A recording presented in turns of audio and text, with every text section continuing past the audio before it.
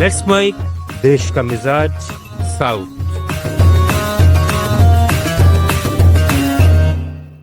आज सबसे पहले बात दुनिया भर में मशहूर कर्नाटक के मैसूरू के दशहरा महोत्सव की, जिसका इस बार भी भव्य और गरिमामय आगाज हुआ।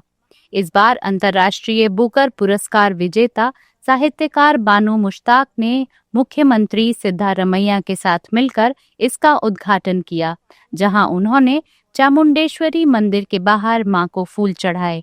उन्होंने कहा कि नफरत से भरी दुनिया में मैसूरू दशहरा शांति का स्पष्ट संदेश देता है। गौरतलब है कि बानू मुश्ताक के आमंत्रण का मामला सुप्रीम कोर्ट पहुंचा था। शीर्ष अदालत ने कहा कि धर्म के आधार पर किसी को राज्य के आयोजन से बाहर नहीं किया जा सकता। कर्नाटक की समृद्ध संस्कृति और शाही वैभव दर्शाने वाला ये नदा हब्बा 2 अक्टूबर तक चलेगा।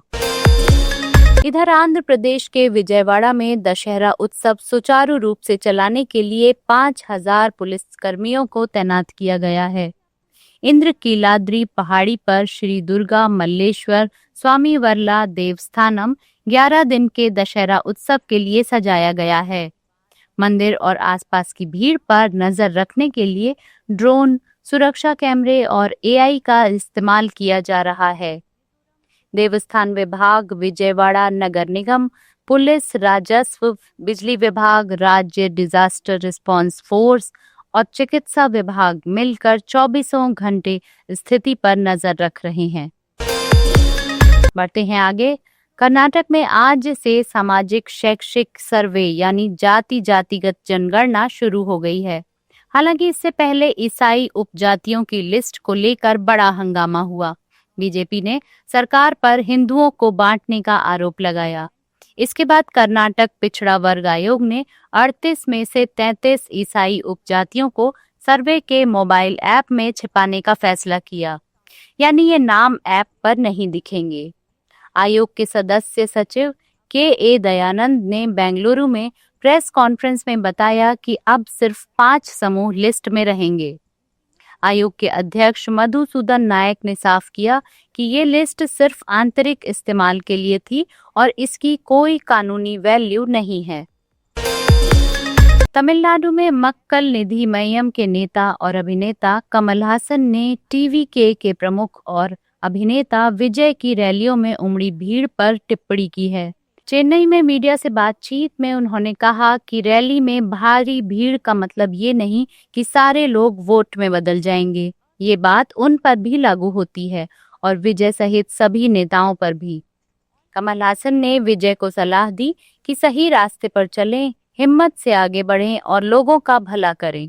उधर विजय ने तिरुवरूर में अपनी रैली में आलोचकों को जवाब देते हुए कहा कि उनकी पार्टी सच्ची और ईमानदार लोकतंत्र लाने के लिए काम कर रही है।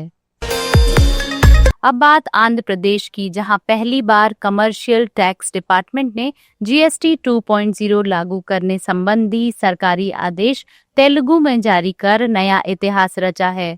रविवार आधी रात से लागू इस नीति को मुख्यमंत्री चंद्रबाबू नायडू ने उंडवल्ली में लॉन्च किया और तेलुगु भाषा में जीएसटी आदेशों की बुकलेट जारी की। यूरिया की कमी के खबरों के बीच तेलंगाना के किसानों के लिए राहत की बात। केंद्र सरकार ने सितंबर के लिए 1,17,000 टन अतिरिक्त यूरिया आवंटित किया है। इसमें से 60,000 टन रास्ते में है और 50,000 टन अगले हफ्ते तक पहुंच जाएगा। अधिकारियों के मुताबिक इस महीने अब तक तेलंगाना को 1,44,000 टन यूरिया मिल चुका है। ये ताज़ा खेप काकीनाडा, विशाखापट्टनम, गंगावरम, मंगलुरु और कृष्णापट्टनम जैसे प्रमुख बंदरगाहों के जरिए पहुंच रही है। ये खबर केरल से है, जहां सीपीएम ने कांग्रेस के दावों को खारिज करने के लिए कर्नाटक के राजस्व मंत्री कृष्णा बैरेगौड़ा की तारीफ की है। केरल के शिक्षा मंत्री वी शिवनगुट्टी ने मीडिया से बातचीत में कहा कि गौड़ा ने केरल की जीवन गुणवत्ता में शीर्ष रैंकिंग की तारीफ की थी।